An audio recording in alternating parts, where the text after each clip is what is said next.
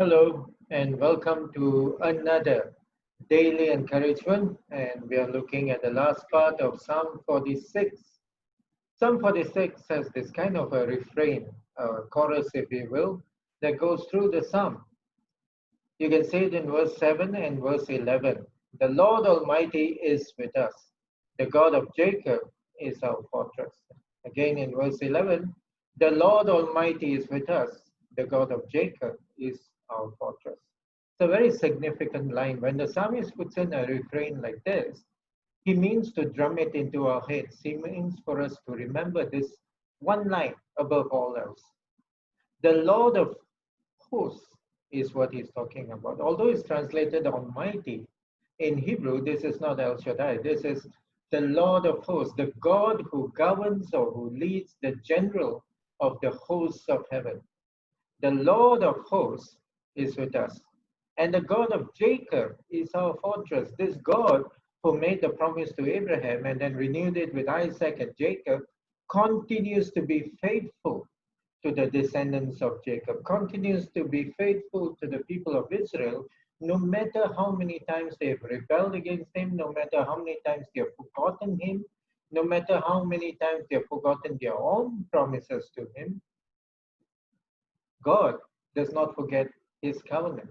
God does not forget his promises. God remains faithful to us.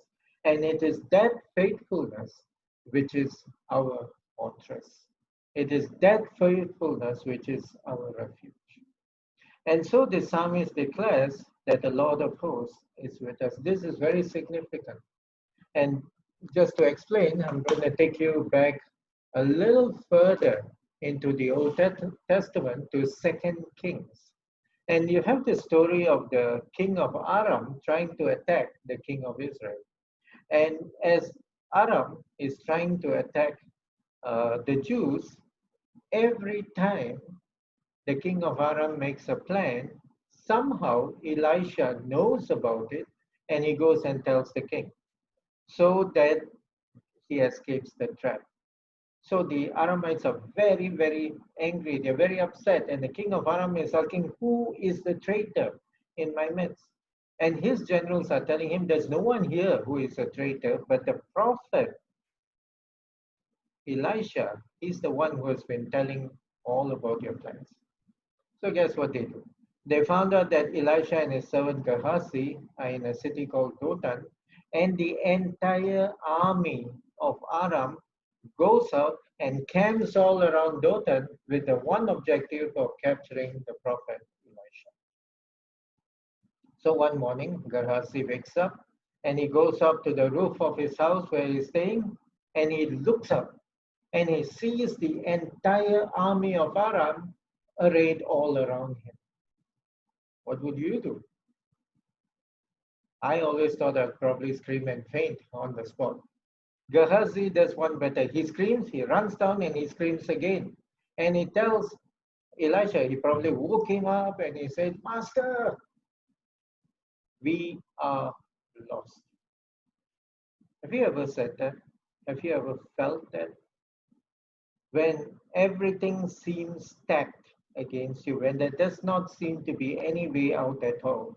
It can be financial trouble, it can be relational problems, it can be problems at work, it can be problems with your boss, it can be a loss of income, it can be a loss of a job, it can be the loss of a close family member, it can be anything.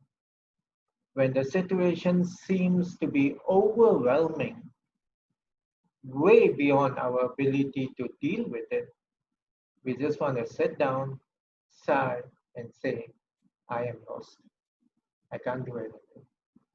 That's exactly what Gehazi says.